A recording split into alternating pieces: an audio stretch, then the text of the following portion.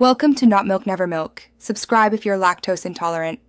You're going to start backing up to Google Drive now. First, confirm your Google account is signed in and has enough space. Once signed in, install Google Drive for desktop or, if you prefer, Open Drive. Google, com in your browser, choose whichever fits your workflow. Next, pick the folders you absolutely need: documents, photos, and project directories. This first selection sets the scope for everything that follows, so choose intentionally. Making this choice now saves time later when syncing and restoring. Once your folders are selected, open Drive for desktop preferences and decide between Stream versus Mirror.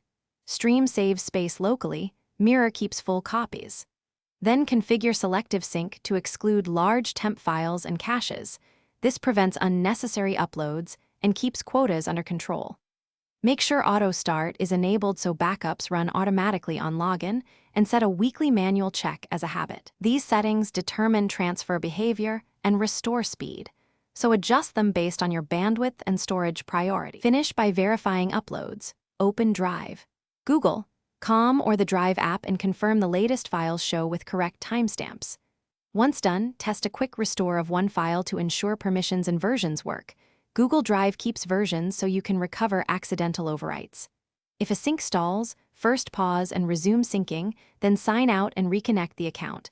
Clearing the app cache often fixes stuck transfers. Make sure to check storage quotas. If you hit limits, upgrade or prune large items to keep backups healthy.